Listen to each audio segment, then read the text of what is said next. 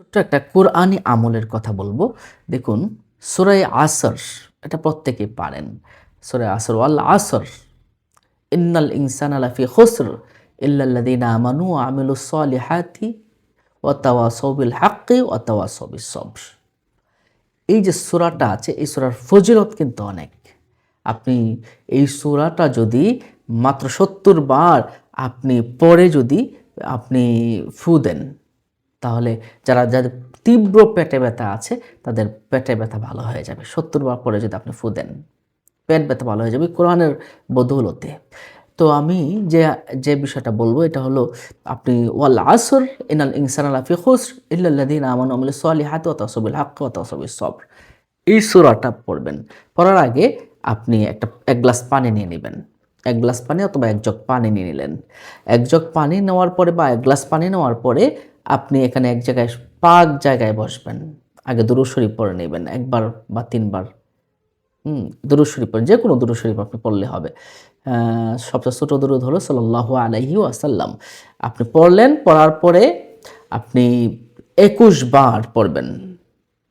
ওয়াল আসরি ইন্নাল ইনসানা লাফি খুসর ইল্লাল্লাযিনা আমানু ওয়া আমিলুস সলিহাতি ওয়া তাওয়াসাউ বিল হাক্কি ওয়া তাওয়াসাউ বিস সবর একবার পড়লেন। এভাবে ২১ বার আপনি পড়বেন, অথবা ২১ বার পরে আপনি পানিতে ফু দিবেন।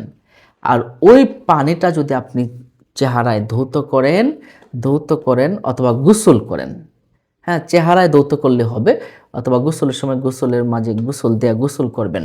আর এগুলো করে যদি আপনি হ্যাঁ, এগুলো করে যদি আপনি আপনার মনিব, আপনার যিনি বড় আছে, উপরে পদস্থ আছে, আপনার মালিক আছে, মনিব আছে, বা আপনার বস আছে, আপনার শাশুড়ি আছে, হাসব্যান্ড আছে, তাদের সামনে যদি যান, তারা আপনাকে আদর করবে, সম্মান করবে এবং ভালো নজরে দিবে। আপনার আপনার সুনজর চলে আসবে আপনার প্রতি। অনেকে আছে না, নির্যাতিত হচ্ছে বিভিন্ন কারণে। হ্যাঁ, বিভিন্ন কারণে তারা নির্যাতিত হয়। তো এই আমলটা যদি আপনি করেন, মাত্র ২১ বার সূরা আসর পড়ে পানিতে ফু দিয়ে ওই পানিটা মুখে লাগাবেন, এবং অথবা আপনি গোসল করবেন পানি দিয়ে। হ্যাঁ, প্রতিদিন যদি আপনি কয়েকদিন আমল করলে আপনি এটার ফলাফল আপনি পেয়ে যাবেন। নিশ্চয়ই বিষয়টা বুঝতে পারছেন। হ্যাঁ, আপনি কি করবেন? ২১ বার সূরাতুল আসর পড়ে আপনি পানিতে ফু দিয়ে ওই পানিটা চেহারা ধৌত করবেন। আর গোসল করে নিতে পারেন, অথবা গোসল করে নিতে চেহারা ধৌত করতে পারবেন অথবা গোসল করতে পারবেন। তারপর কি করবেন? আপনার কোনো বিচারকের সামনে গেলেন, আপনার ভালো হবে। উস্তাদের সামনে গেলে তারা আপনার প্রতি সদয় হবে। আপনার স্বামীর সামনে গেলে সে আপনার প্রতি সদয় হবে। আপনার শাশুড়ির সামনে গেলে, শ্বশুরের সামনে গেলে সে আপনার প্রতি সদয় হবে। আপনার বসের সামনে গেলে সে আপনার প্রতি সদয় হবে। এবং আপনি যার সামনে যাবেন, যারা নির্দয় আছে, জালিম আছে, তাদের সামনে গেলেও তারা আপনাকে যত সম্মান করবে, সুনজরে দেখবে, ভালো রাখবে ইনশাআল্লাহ।